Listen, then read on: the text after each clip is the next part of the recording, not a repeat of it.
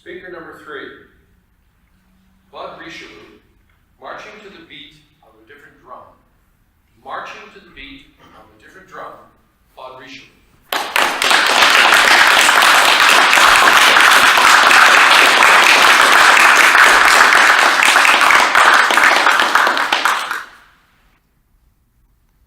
When I stand here and I reminisce about my past, I'm living the life I love so much.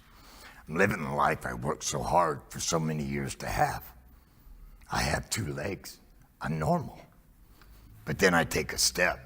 And reality slaps me in the face. That life I love so much, I know it's gone. I know I'm different. I know I stand out trying to walk on a mechanical leg. I know I'm not normal. I never will be again. Mr. Contest here, fellow Toastmasters, an honored guest. What's your perception of normal? I know what the Webster Dictionary tells us. Conforming to a standard. Typical. Expected. I can hear my wife now. Bud, you've never been normal. You've always marched to the beat of a different drum. I'd really like to think that's a compliment, but I don't think so.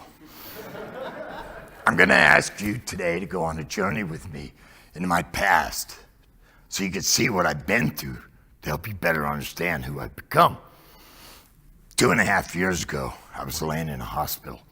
I'd been fighting for 8 months to save my leg. 10 surgeries, 4 blood transfusions, and the day was finally there. The doctor walks in and he says, "There's nothing else we can do. If we don't cut your leg off, you're gonna die." How do I turn to that woman standing over my bedside, the one I'd told 22 years earlier, until death do us part, through sickness and health? I'd already given up. I didn't want to live anymore. The life I once had, the crippled old man in a wheelchair, that's not what I signed up for. But I couldn't find the strength that day, couldn't find the words to tell her goodbye. So as you can tell, they cut my leg off and I went home. And I hated every second of every minute of every day. When I laid down at night, my only wish was to never wake up again. But I always did.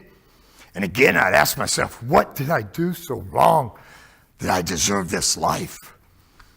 I had no reason to get up. I had no one to see. I had no purpose anymore. The months crawled by.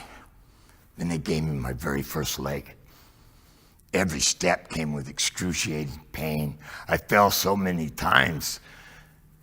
I broke both my wrists and both my ribs. But I kept getting up.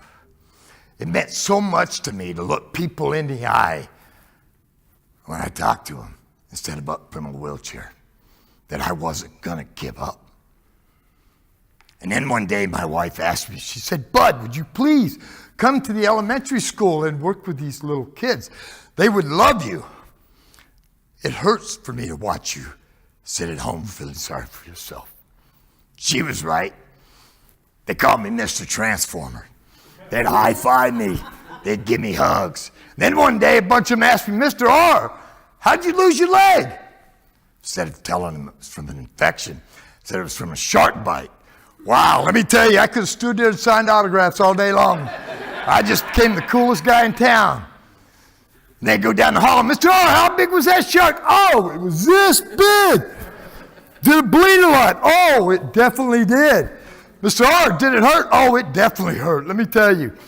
And all this time, I'm waiting for one of these kids to pull out a smartphone and find out I was full of crap. But then I'd go home every day. I'd go home to that life I hated so much, waiting for the opportunity to go back. But all that changed one day. I was volunteering in the cafeteria.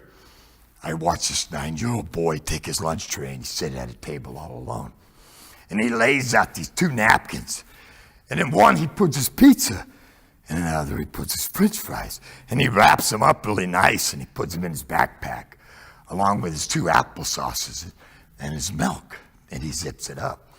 Thinking he didn't feel good, I went and asked him, I said, "Are you all right?" And he looked up at me and said, "Sir, I was able to eat breakfast this morning. My little sister hasn't eaten since yesterday. I'm saving this for her." I asked him, "Where's your little sister? We'll buy her a lunch." And when he looked up this time, there was tears running down his cheeks. He said, "Sir, you don't understand. My little sister's 3 years old. We live in a car. My dad hasn't been able to find a job." In 15 seconds, that little boy taught me a lesson I had not learned my whole life. You see, I was so ashamed that moment of who I'd become. That kid taught me there's more to life than what's about you. There's more in this world than what this world owes you. He cared more for his sister that day eating than he did himself. I bought him another lunch that day. And we kept my wife's refrigerator in her office full of Lunchables. And he would come in every day and grab a couple. And he loved the ones with chocolate chip cookies. Tell you, and I'd go to every store, chocolate chip cookies. But then the day came. His dad found the job. They found a place to live. And he went to a different school. See, I never got to tell him, "Thank you for saving my life." I never got the chance to tell him, "Thank you for giving me a reason to live." That 9-year-old boy gave me purpose I'd been looking for so long. I know I'll never be normal. I know I'll always be different. And I'll always stand out. And I'm okay with that. Because when I get up in the morning and I put my leg on and my dog the size of a small pony standing by my side and I go out my door, I'm incredible. We all are incredible. We all have it in us. We always have. We always will. You don't need to lose your leg to find it. You just need to believe in yourself. And if you can believe in yourself, you can help me change this world. We can make this a better place for all our children. Just do it one step at a time. Thank you.